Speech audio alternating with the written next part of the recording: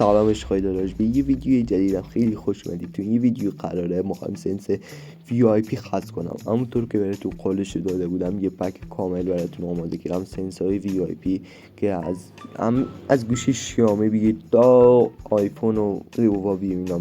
الان رفتیم ترینینگ، میخوام براتون تست کنم. این پک هم رمز داره، رمزش هم وسط ویدیو براتون میذارم، لطفا ویدیو رو تا آخر نگاه کنید. دم تک تکتون گرم که حمایت کنید، لایک و سابسکرایب هم یادتون نره.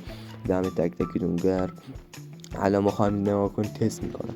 اینه که میبینید میخوره یا نمیخوره. اینم چیز عادیه تو سنس، نکن بره درد نکن، چیز نیست که همش هد بخوره.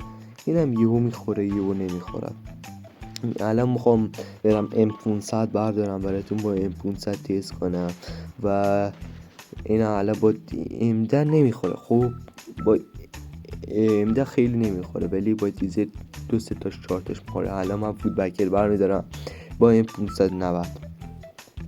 الان براتون تست میکنم، بازم اینجا یهو میخوره یا نمیخوره و به دکمه تیرم خیلی ربط داره. ناکن یهو دیدی سنس گذاشتی نمیخوره. حالا باید تو دکمه تیر تو انگولک کنی، یهو بزرگ کنی یا کوچیک کنی. یهو دیدی تو بزرگی برات خورد، یهو هم دیدی تو کوچیکی برات خورد. چی گفتم؟ منظورم چیز بدی نگفتم، منظورم اشتباه نگیری. میگم اگه یه دکمه تیرتون کوچیک بود تو کوچیک خورد، اچات خورد، و اگه بزرگ بود تو بزرگی براتون اچات خورد. حالا ویل کن، کلا این بحث ویل کنیم. حالا نه کنید، من میزنم یو میخوره یو نمیخوره.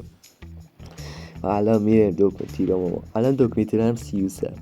الان میرم تو تنظیمات دکمه تیرمو براتون کوچیک میکنم، میزنم رو 22. خب الان که رو 22 گذاشتم، نگاه کنید هم وودبکر میخوره هم تیزر میخوره، الان هم M500 میخوره. دیدید دکمه تیرتون هم ربط داره. به نظر من هرچه دکمه تیر کوچیک‌تر بشه بهتر میخوره. به همین دلیل من دکمه تیرم کوچیک گذاشتم.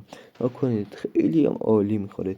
دکمه تیر بین 20 یا 23 اینا بذاره. الان من میرم دکمه تیرم بزرگ میکنم. نکنید میبینید دکمه تیر که بزرگ کردم باید تا آخر بکشی بالا که تا هدشات بخوره. نکنید الان نمیخوره، باید بکشی تا آخر. الان که تو این ویدیو میبینید کم کشیدم ولی من گوشی رو تا آخر کشیدم بالا. نکنید اینم یو میخوره یو نمیخوره.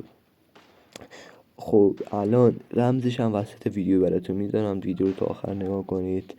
و پک هم میتونید از تلگرام دانلود کنید که لینک تلگرام هم این بالا میاد و خواستید میتونید از پیو کانال یوتیوب هم برید داخل تلگرام و راحت دانلود کنید.